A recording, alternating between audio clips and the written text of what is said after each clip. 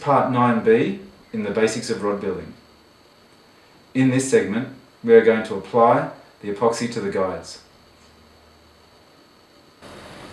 To start off with, I'll just grab, using a sable brush, grab a fair chunk of epoxy and apply it onto the binds.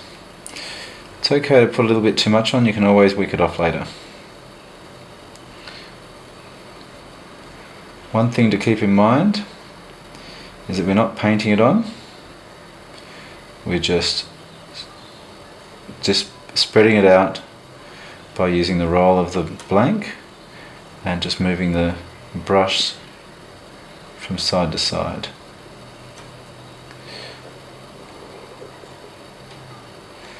Once you've got a bit on there, then I'll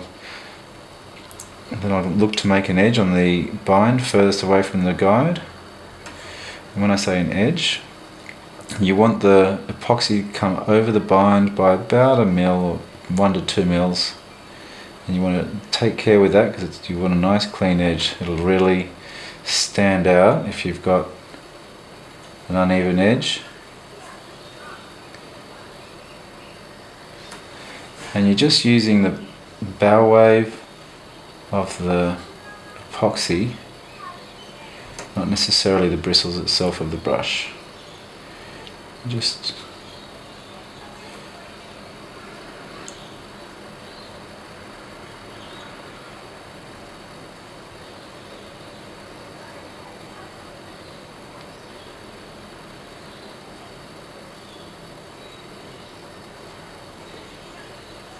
like so.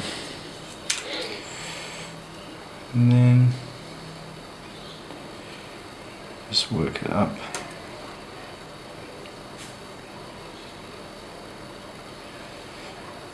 Now if you have bubbles in the epoxy, don't stress. What we can do later is just hit it quickly with a heat gun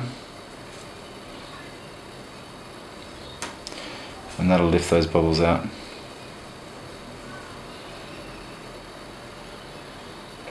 So now I'm going to put an edge on the other side of the bind.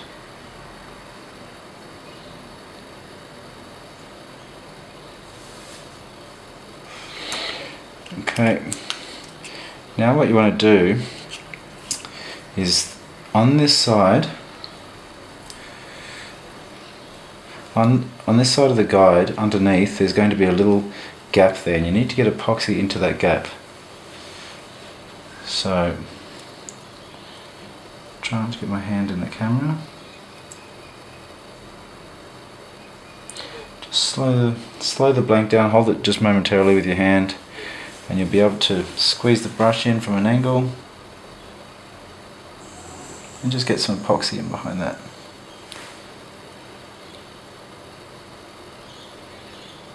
Not too long, then just let go and let it keep spinning. So now I've got enough epoxy on there, I just need to work it across back and forth to spread it out and keep it even. Now what you're looking for, you need a lot of light when you're doing this because it's very easy for the little imperfections to be hidden. So imperfections can look like, if there's not enough epoxy on a section, you'll see the grain of the thread, and sometimes it's hard to see, and then once it dries you'll notice it.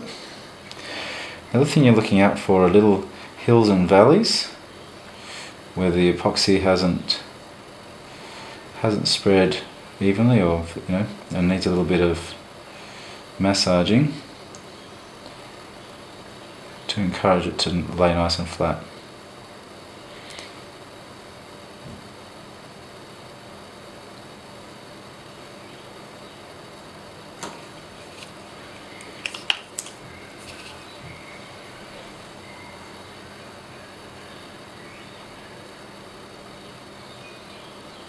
Now I like to do 2 coats. This is a high build epoxy, the Superior Finish Crystal Clear Coat. One coat should be suffice so long as you put enough on there and you haven't got any grains of thread showing.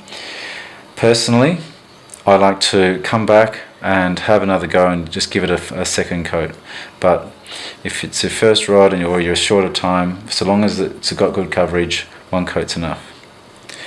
I'll grab the heat gun and just give it a quick hit, and that will, loosen up that epoxy and help any air bubbles that are in there come out. So you just turn the heat gun onto medium, and you want it to be at a distance where it actually doesn't hurt your own skin to apply the heat. So, and I'll just give it 1, 2,